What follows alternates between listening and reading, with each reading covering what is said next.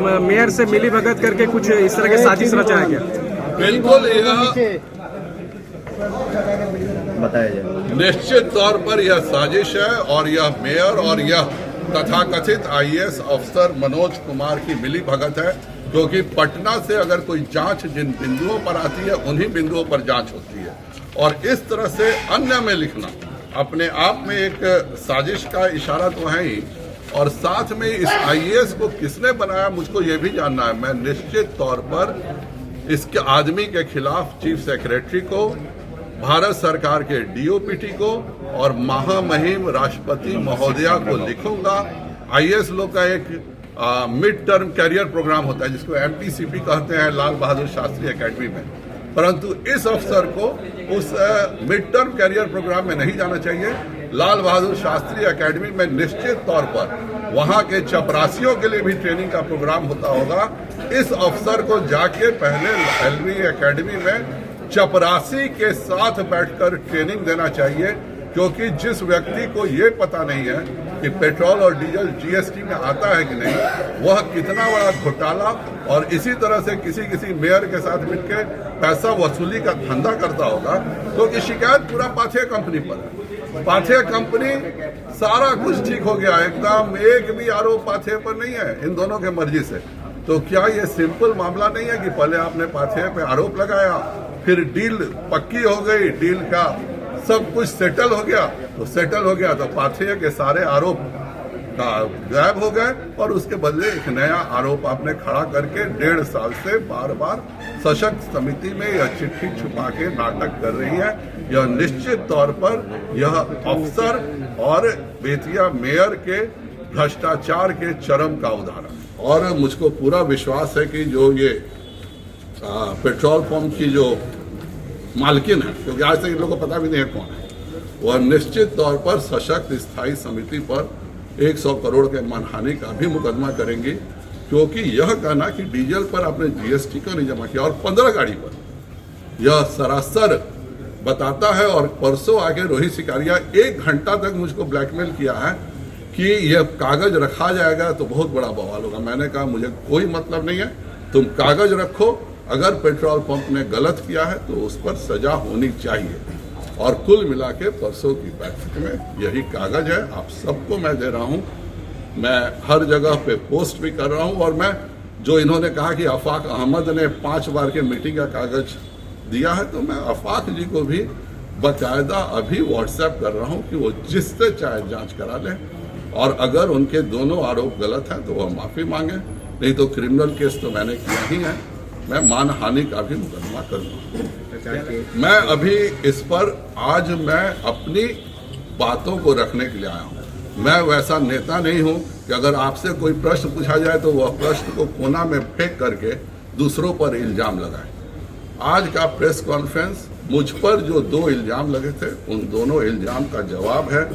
इसकी सभी प्रतिलिपियां जिसको 2 साल से छिपाया गया है, कि एक सीनियर आईएएस ने घोटाला का आरोप पंप पे लगाया था, उसकी भी प्रति परसों जब फाइनली रखी गई है सशक्त समिति में, तो यह प्रति मैं आप सबको समर्पित कर रहा हूं। रेलवे का भी और हाईवे का भी आरटीआई आपको कर रहा हूं। आज का मेरा दिन मेरे सवालों के पारदर्शिता पूर्वक जवाब देने का है, और यही मैं उम्मीद करता हूं कि जिसने मुझ पर इल्जाम लगाया है वह भी मेरे 7 सवाल का जवाब इसी प्रकार पारदर्शिता पूर्ण दे। बहुत बहुत 15 गाड़ियों का, बाकी गाड़ियों का क्या दिया गया है? इस देश में पेट्रोल डीजल पर जीएसटी है ही नहीं। यह बात क्या ये आईएएस अफसर अगर नहीं जानता है तो इसको गधा भी कहना गलत होगा। आप एक साधारण आदमी से पूछ लीजिए, इस देश में सभी चीजों पे जीएसटी लगता है, पेट्रोल डीजल पर जीएसटी नहीं लगता है। और ये जो भी हो, मनोज कुमार अवर सचिव आईएएस हो, चाहे प्रमोटिंग हो, चाहे जैसे भी हो, रोहित सिकारिया परसों आया था तो वही बता रहा था कि बहुत सीनियर आईएएस अफसर हैं, और उनके शिकायत पर हमने 5 बार सशक्त समिति में ये लिखा है कि पेट्रोल पंप पे भ्रष्टाचार है। इस मनोज कुमार तथा कथित रोहित सिकारिया जो परसों बताया आईएएस के हिसाब से, आईएएस को गधा कहना भी गलत होगा, क्योंकि इससे गधे की समाज की बेइज्जती होती है। इस देश में लगातार इसकी चर्चा है कि डीजल और पेट्रोल को जीएसटी में लाया जाए। हर आदमी जानता है कि डीजल और पेट्रोल इस देश में जीएसटी के दायरे में नहीं है। और तब 8 विषय जो गरिमा जी ने कहा था, उसके अलावा इसको 9वां विषय अन्य में जोड़ना। अन्य में कोई कहानी नहीं मिला तो यह बताना है कि 15 ठो गाड़ी का डीजल का जीएसटी बिल नहीं है और जीएसटी बिल नहीं है, यह गलत हो रहा है। और इसको लेकर के इतना बड़ा इल्जाम मेरे ऊपर लगाना, जबकि मेरा यह पेट्रोल पंप भी नहीं और जिसका भी पंप है उसको बारे में भी इन लोगों को पता नहीं है। इस पर जाहिर बात है कि जिसने मुझ पर ये इल्जाम लगाया था पेट्रोल चोरी का, उन्होंने खुद अपने वकालतनामा में लिखा है ट्रांसपेरेंसी के लिए। रोहित शिकारिया ने बोला कि यह अफाक अहमद ने यह सब कागज दिया, तो मैं अपने सारे सबूत अफाक अहमद को दे रहा हूँ।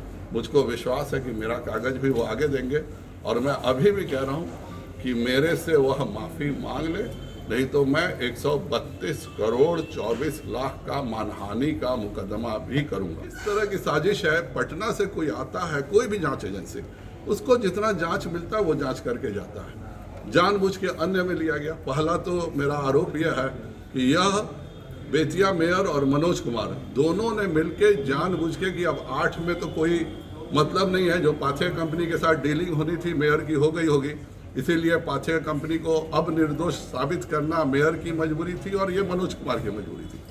तो इसलिए ये 9वां अन्य लिया गया। अन्य में आरोप क्या लगाया जाता है ये भी सुन लीजिए। इसके अतिरिक्त जार, जांच को लिखा होगा, जार के दौरान यह पाया गया है कि निगम द्वारा 15 गाड़ियों के 15 गाड़ी, इतना बड़ा घोटाला है सोच लीजिए, 15 गाड़ियों के फ्यूल डीजल के एवज में जो भुगतान major Saroj and sons services को किया जा रहा है, इसका जीएसटी बिल उपलब्ध नहीं है। बिना जीएसटी बिल के ही भुगतान अब तक किया जा रहा है।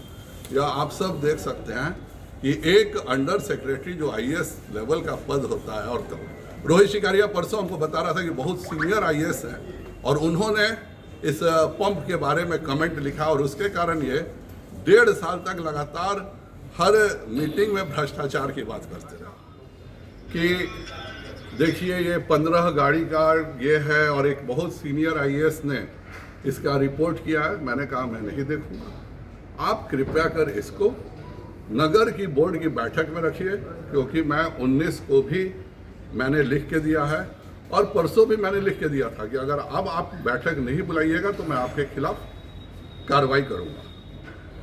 फाइनली परसों बैठक हुई और जिस सीनियर आईएएस के रिपोर्ट पर 5 बार सशक्त समिति में लिखा गया कि पेट्रोल पंप पे भ्रष्टाचार है, वह यह सीनियर आईएएस का रिपोर्ट सशक्त समिति में डाला गया। अब यह भ्रष्टाचार क्या है यह भी जानिए। इसमें विजिट रिपोर्ट है, यह कोई सीनियर आईएएस तो नहीं होगा पर नगर विकास आयुक्त का अपर सचिव, अंडर सेक्रेटरी एक आईएएस का पोस्ट है। मुझको तो लगता है कि ज़्यादा चांस यही है कि ये प्रमोटी आईएएस होगा, कोई मेरिट वाला आईएएस इस तरह का मूर्खता नहीं करेगा। लेकिन ये पूरा पत्र जो है ये मनोज कुमार अपर सचिव नगर विकास एवं आवास विभाग, जो कि अंडर सेक्रेटरी का पद होता है, और कल्पना कुमारी प्रोक्योरमेंट स्पेशलिस्ट, इन दोनों के द्वारा यह पत्र है 28 अगस्त 29 और 30 अगस्त 23 का। उनकी मीटिंग में जब पेट्रोल के बारे में जिक्र नहीं किया जाता है पंप के भ्रष्टाचार का, न उस पंप पर एक बार लिख के दिया जाता है कि आपने कोई भ्रष्टाचार किया। केवल ये एक लेटर के आलोक में 5 बार सशक्त समिति लिखती है कि पंप पर भ्रष्टाचार हुआ है। ये पूरा क्या है ये भी पढ़ लीजिए, जो उसने विजिट रिपोर्ट है। विजिट रिपोर्ट है गरिमा देवी सिकारिया महापौर नगर निगम बेतिया द्वारा प्राप्त पत्रांक NM 022-23-15, इसकी मैं कॉपी आप सबको बांट भी रहा हूँ, नीचे करो ना, के जांच के संबंध में महापौर नगर निगम बेतिया द्वारा निम्नलिखित 8 बिंदुओं पर प्रश्न उठाए गए। जांचोपरांत बिंदुवार उत्पन्न निम्न है, अर्थात 8 प्रश्न गरिमा शिकारिया के द्वारा उठाए गए और 8 का जवाब निम्न है और 8 चीजों का जवाब दिया गया। अब इसमें सबसे मजेदार बात यह है मनोज कुमार जी की कि यह पटना से आते हैं 8 बिंदु पे जांच करने। 8 बिंदु पर वह जांच करते हैं और उसके बाद क्या करते हैं, अन्य, यह अन्य में विषय लेते हैं।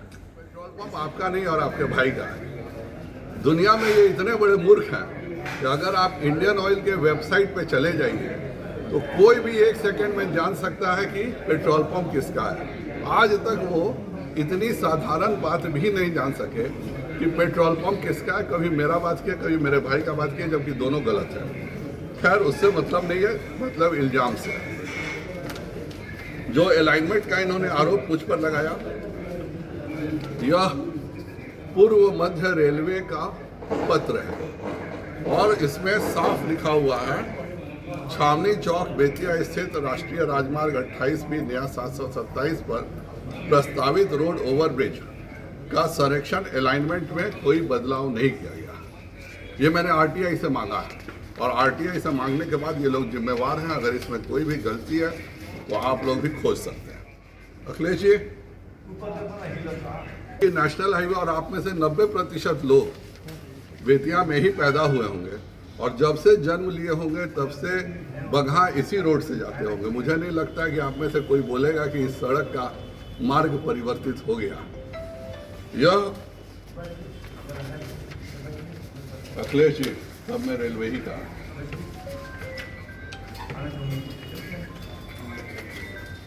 यह रोड का भी एनएच से मैंने लिया है।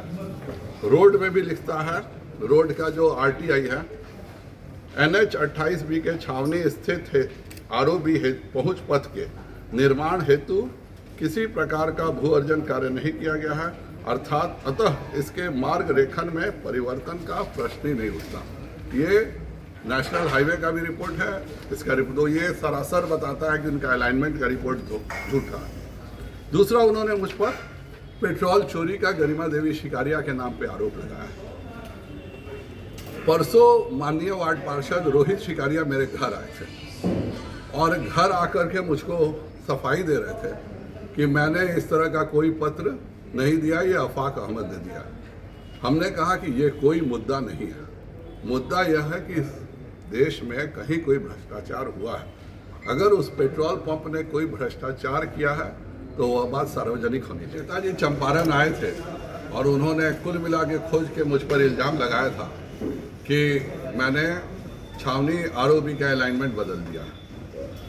उसके पश्चात मैंने उन पर मानहानि का मुकदमा किया तो उन्होंने उस मानहानि का मुकदमा में जवाब दिया और वो उनके द्वारा भेजा हुआ वकालतनामा यह है जिसमें वो कहते हैं, if your client doctor Sanjay Jaiswal believes otherwise, he is at liberty to place relevant documents and evidence in public domain, including proof of action taken by him for completion of the flyover at the earliest. Transparency will only strengthen democracy.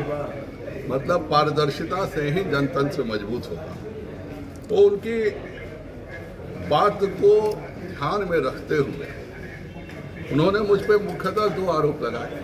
एक, छावनी pump के कारण मैंने alignment बदल दिया और दूसरा, उन्होंने बेतिया मेयर के एक पत्र के आलोक में आरोप लगाया कि मैंने डीजल और पेट्रोल का नगर निगम में बहुत बड़ा घोटाला किया है, जबकि